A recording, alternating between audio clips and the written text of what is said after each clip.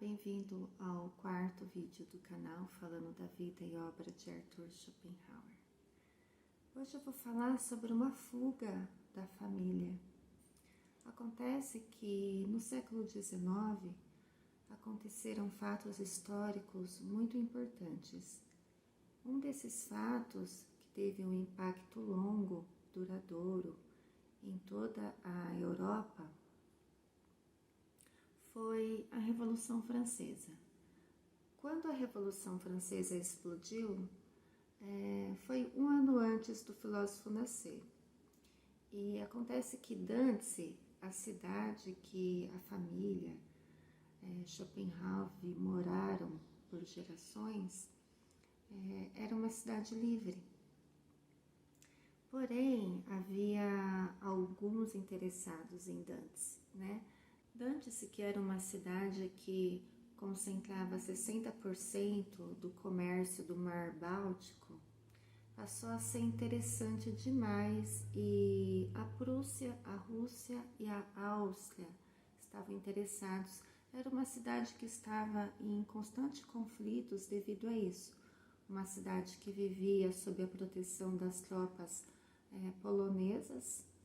E Henrique Schopenhauer, o pai de Arthur, era republicano, ou seja, era interessante para ele que Dantzig continuasse sendo governada por uma aristocracia de burgueses ricos.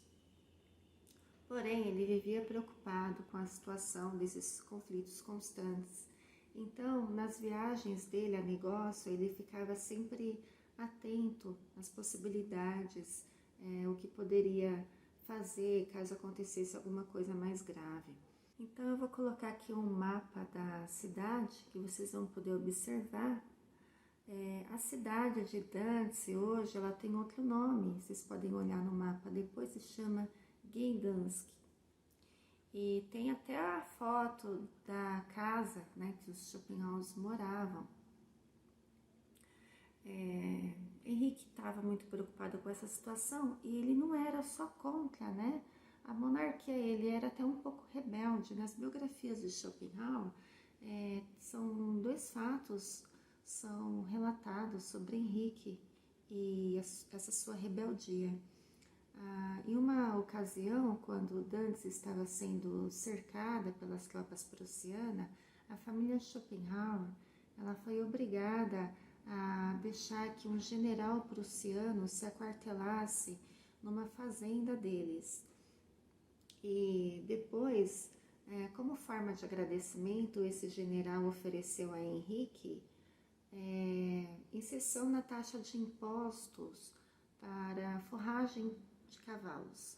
Acontece que Henrique, ele criava cavalos de raça, né? E ele dá a seguinte resposta para esse general que se chamava Rauner. Agradeço ao general prussiano, porém minha caudelaria já está suficientemente abastecida e no caso de minhas reservas serem consumidas, mandarei degolar os meus cavalos. A outra situação aconteceu em Berlim, em uma das viagens de Henrique, quando durante um desfile militar, Frederico, o grande imperador da Prússia, observava Henrique, né? Henrique chamava a atenção porque ele era um homem muito elegante, tinha uma aparência assim, orgulhosa, né? Poderosa. E depois de se informar sobre Henrique, ele convoca então Henrique para uma audiência. E o que Frederico, o grande imperador, quer? Ele quer que Henrique se estabeleça na Prússia. Ele faz esse convite, né? E ele oferece aí algumas vantagens até Henrique. Ele mostra um mapa na parede e ele começa a apontar o mapa e fala: olha como Dantzig está cercada, né? De um lado é a Prússia, de outro lado é a Rússia. Essa cidade não vai permanecer muito tempo livre. Realmente Dantzig sofria aí vários conflitos de ameaça. E Henrique, ele não faz o menor esforço para aceitar aí o convite do monarca, ele recusa. Henrique era o tipo de homem que ele queria dever só a si mesmo, que ele viesse ou não a ser, ele não queria dever favor nenhum, muito menos aos poderosos, muito menos à monarquia. E aconteceu então que quando Schopenhauer estava com 5 anos de idade, o que Henrique tanto temia aconteceu, né? A Prússia e a Rússia, elas entraram num acordo para anexar novos territórios e Dantes passa então a pertencer à Prússia, sob o comando de quem? Do general Halmer. Sim, justo aquele que Henrique dera uma resposta ríspida, né? Sobre os cavalos e tal. Então, gente, eles fogem, né? Foi muito mais uma fuga que uma imigração, porque depois que isso acontece, a cidade tem um grande conflito e casas são incendiadas, né? Pessoas são assassinadas, ocorrem saques, tudo isso. Mas enquanto isso acontece, os Schopenhauers eles estão em segurança em seu novo lar, Hamburgo. Aqui começa uma nova fase na vida deles, né? Henrique ele acaba perdendo nessa fuga, ele perde 1/10 da fortuna dele, mas ele rapidamente recupera porque o comércio que é desenvolvido ali em Hamburgo com a Inglaterra e a França já era a especialidade dele em Dantes, então rapidamente ele recupera e fica até mais rico. Bom, depois de um tempo morando ali no centro de Hamburgo, Henrique ele adquire uma grande propriedade numa das áreas mais nobres de Hamburgo, né? Nessa região só moram as famílias mais ricas e poderosas. Lendo a biografia, essa parte, eu fiquei pensando, isso não é muito a cara de Henrique. Ele era um homem muito voltado aos negócios, ele estava sempre preocupado com lucro, ele era um comerciante. Eles sempre viveram bem, poderia ser assim que eles quisessem uma casa muito boa, tudo, mas era uma propriedade, gente, até um pouco além, assim, do que eles eram na época. E o que acontece? Eu acho que foi a Johanna que encheu a cabecinha dele, foi lá, vamos comprar aquela casa e tal. Porque a Johanna, nós sabemos que o anseio dela era se tornar uma grande do que nós chamamos hoje de socialite, né, naquela época. Ela queria fazer parte da elite hamburguesa. E, de fato, com a aquisição dessa casa, as portas da elite se abrem para a família Schopenhauer. Então, essa casa é enorme, gente. Essa casa tem uma parte que Henrique usa até como depósito e monta um escritório. A outra parte é a residência da família. E tem um salão que Johanna pode receber até 200 pessoas, tá? Até me lembro alguns textos de Schopenhauer sobre o que ele chama de as armas naturais das mulheres, porque veja bem, naquela época as mulheres passavam da tutela, né, do pai para a tutela do marido, mas as mulheres usavam muito da persuasão. Então, esse negócio de obedecer, só tem que obedecer e fazer tudo que o marido quer, na verdade, elas tinham um jeitinho de fazer o marido conceder, fazer o que elas queriam, eles pensando que eles estavam deixando, mas na verdade eles estavam sendo persuadidos a isso, né? Isso acontecia muito.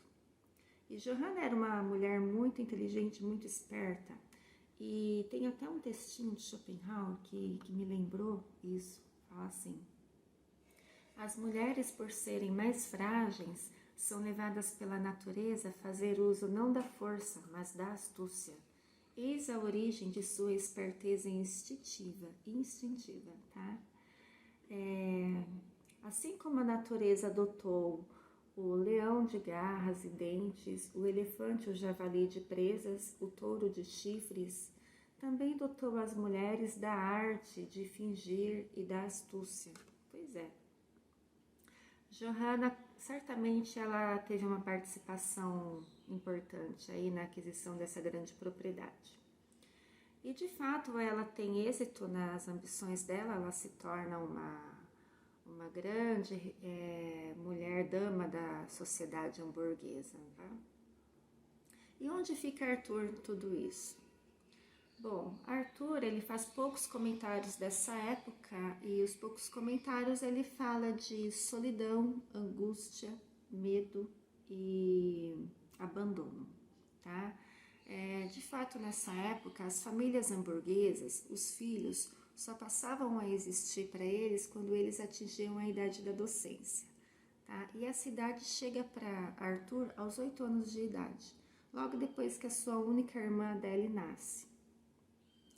Então, depois no nascimento da Adele, o pai faz uma viagem com ele para a França e deixa ele lá por 2 anos para que ele aprenda o francês, porque o pai dele tem planos para ele.